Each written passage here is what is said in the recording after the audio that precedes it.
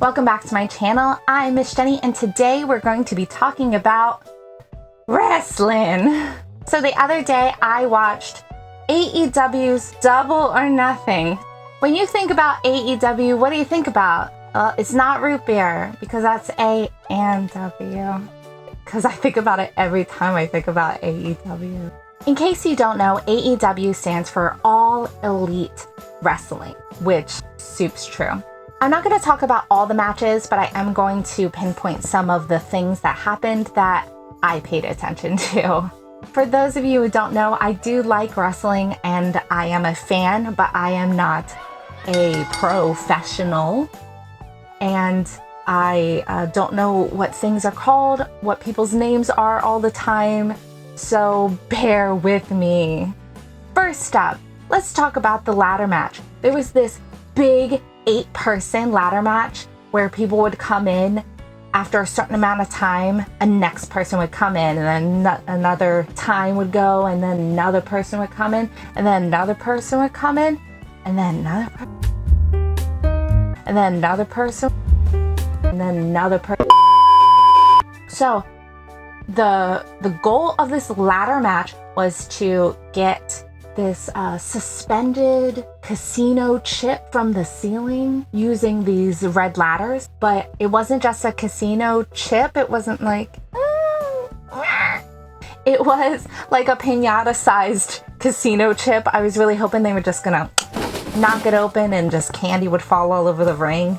It would have been nice. So there was just an assortment of wrestlers in this ring. I was personally rooting for 2, and that would have been Darby Allin, who I just really like. He's really great at the acrobatics, so it would make sense he has to go up high.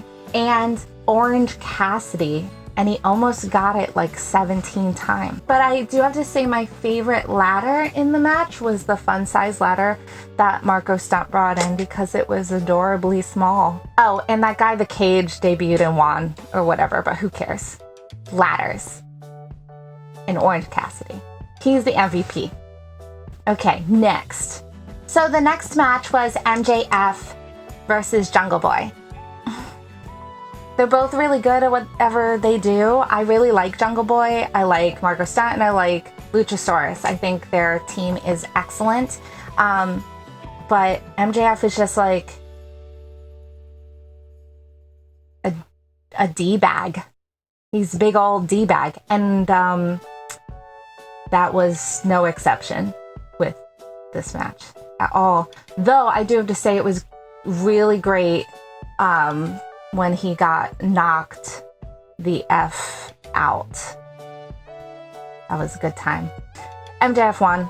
I don't care. So the Cody Rhodes match, I never remember who he fights.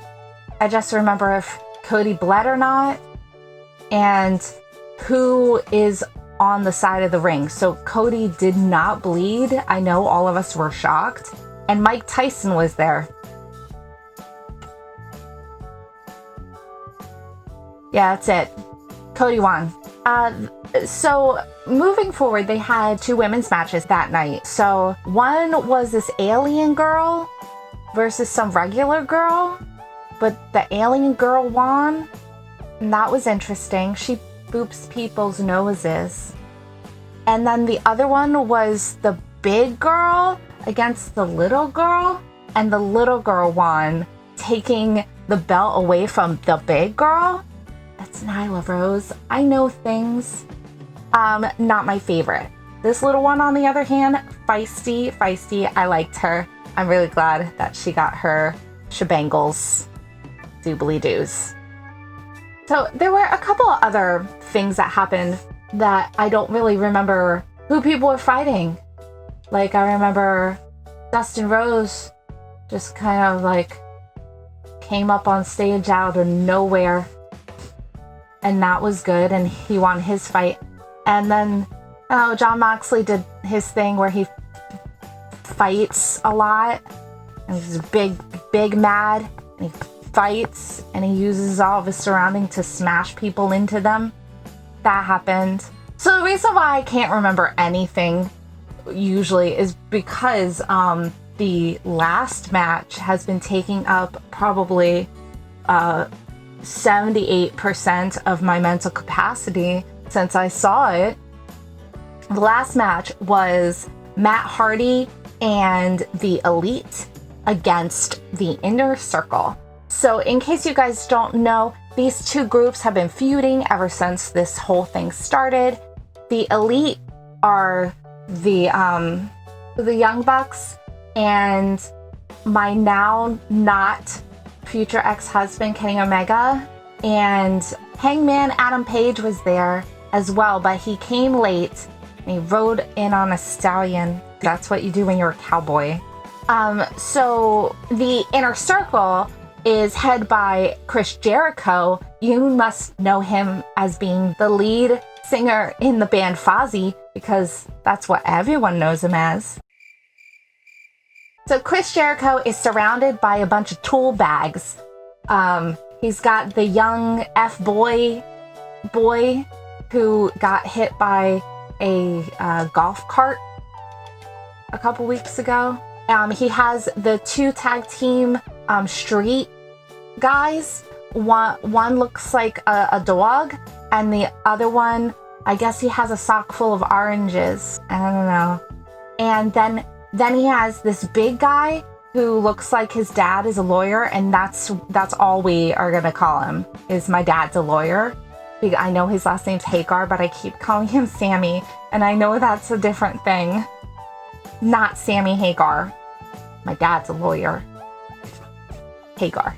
So this big old thing happens in a football stadium, and it is a completely empty football stadium, and nobody really knows what is going to happen. So the teams storm the field, and kind of there's like a teeny tiny ring in the middle, but nobody, they utilize it, but they don't really utilize it because they have free reign over this entire stadium.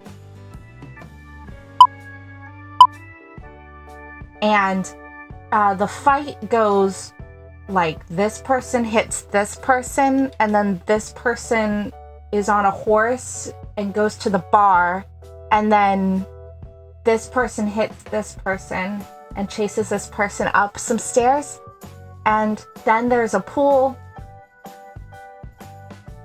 That's what happens, right? So I think there was a couple moments that were really interesting. Adam Hangman Page has a drinking problem, so he goes straight to the bar and he sits down and he's drinking. And then our friend, my dad's a lawyer, comes and settles up next to him. He pours him a drink. They have a nice moment, and then they start beating the Cracker Barrel out of each other using pool cues and whatnot. And that's not just not very nice. Just not. Well, that happens, and then we flash over, and this is not in any order whatsoever, because if I could remember this chronologically, congratulations to me. Well, in another part of the stadium, they're in like the rally area of a stadium. I'm not a sports person, so I don't understand. I know that there's a place where people are like, yay, go team, but isn't that the entire stadium? Isn't that? Anyway, in the stadium, it is in Florida, so there is a pool, like a swimming pool. So the two street boys with their socks full of oranges are kicking butt with Matt Hardy. Matt Hardy looks like Hot Topic 2005, and I love it. So they're beating the crap out of him. They go into the water. Matt Hardy levels up every time he's underwater. He comes out as a different iteration of Matt Hardy. Needless to say, he kicks the crap out of both of them. There's that. There's more golf cart chasing. Then one of the Young Bucks is like flipping another guy, like a tumble roll, all the way from one side of the field to the other side of the field. That's really far. Have you guys ever walked a football field length? It's really far. I can't even imagine all that way, but good on them. Good on them. So all of this crazy stuff is happening. It was so good. and it was done really well. The big ending was guys jump off big thing onto other thing. So all in all, the elites won over the inner circle, and it's about dang time because the inner circle keeps beating up the elite, and I don't like that. But I'm excited to see what new things that they're going to come up with moving forward. I'm looking forward to Dynamite and the next pay-per-view event. Well, thanks for watching. I can only imagine how this is sounding to people who don't watch wrestling at all. And if you stuck with me, thank you. I appreciate it. I might be doing more of this because I really enjoy wrestling. If you haven't heard, I do this every week. Bye!